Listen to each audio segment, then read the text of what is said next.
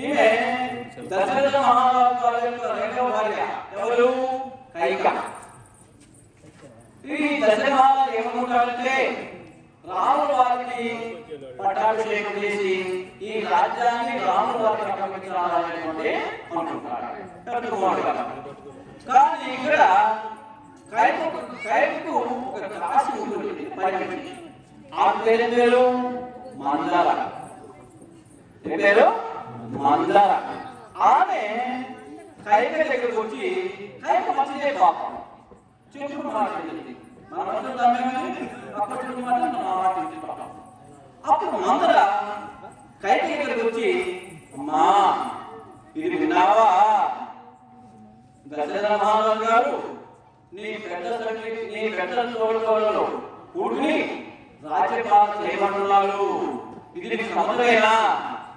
ఆయన కొడుకు రాజైతే నీ కొడుకు ఎందుకు పనికిరాదు, కొడుకు ఎందుకు పనికిరాదు అని చెబుతుంది.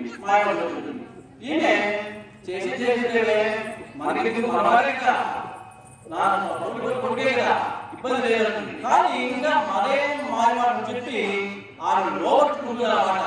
ఇవి మాటలను ఎలా ఒక విషయం లాగా ఒక మనుషులైతే ఎక్కడో అదే లోపల మాట వింటారో అలా వారి మాటలు విని ఆయన పూర్తిగా. అప్పుడు దశరథ మహారాజుకి పోయి గతంలో దశరథ మహారాజు యుద్ధం చేసేటప్పుడు ఒక రాక్షసుడు వల్ల బాణం తగిలి దశరథ మహారాజు మూర్చిపోతాడు. అప్పుడు కైక యుద్ధం చేస్తుంది, ఆ రాక్షసు చంపేస్తుంది. అప్పుడు దశరథ మహారాజు ఆమె 2 కోట్లు అడుకోమంటారు. అప్పుడు ఆమె ఏమంటుంది, నాకు అవసరమైనప్పుడు నేను కోరుకుంటాను అంటుంది. అప్పుడు కోరుకోలేక ఇప్పుడు ఆమెకు అవసరం వచ్చింది. ఏం కోరుకున్నామే? ఏమండి మహారాజా వారు, సరే రాముడు వారిని యువరాజు చేస్తా అంటున్నారు.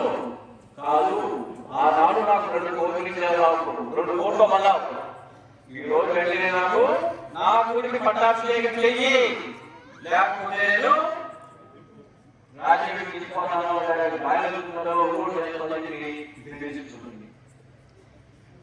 అప్పుడు ఏం చేస్తాడు? ఏం చేయలేక ఇప్పుడు